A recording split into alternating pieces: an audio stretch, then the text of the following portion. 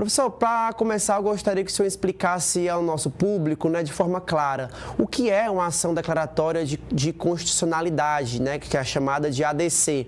Em que situações ela pode ser utilizada, né? Nesse caso específico, por exemplo, em que a AGU optou por um ADC para manter o decreto do IOF em vigor. Isso é um instrumento comum em disputas entre Executivo e Congresso, né? Em casos onde o Executivo tende a prosseguir com uma pauta, né, que já foi anteriormente negada por um outro poder? Boa noite.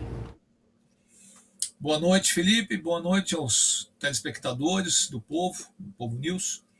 Olha só, a ação declaratória de constitucionalidade, ela tem cabimento quando você tem várias ações declaratórias de inconstitucionalidade, então tem que ter mais de uma, contestando uma determinada norma, ou determinado ato praticado normalmente pelo Executivo. Então, no caso aí, nós já temos, né, duas ADIs que a gente chama, que são ação declaratórias de inconstitucionalidades. Uma foi manejada pelo PL e outra foi manejada pelo PSOL, pelo partido de esquerda da base do governo. Como você tem duas ações alegando, né, uma está alegando inconstitucionalidade dos decretos do governo, né, o 12466, especialmente, tem o 12466 e o 12467.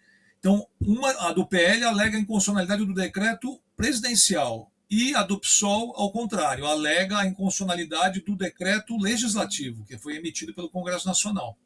Então, como você tem essa, né, debate entre duas coisas, duas ações, cabe a ação declaratória de constitucionalidade, ou seja, o próprio governo toma a frente, o presidente da República, por meio da AGU, para declarar a constitucionalidade, obviamente, do decreto que ele emitiu, do decreto que aumentou a alíquota do IOF. Então, assim, é perfeitamente cabível. Agora, essa oposição entre Congresso e Executivo, ela não é tão comum assim.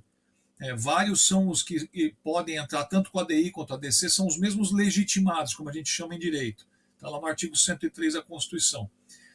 Então são vários legitimados. Não é tão comum assim você ter esse embate especificamente de Congresso com o Executivo por conta de uma norma ou de um ato, né, um ato normativo praticado, no caso aí, pelo Executivo e outro pelo Legislativo. Mas é possível, está dentro das regras do jogo, e o objetivo é justamente declarar a constitucionalidade do decreto presidencial.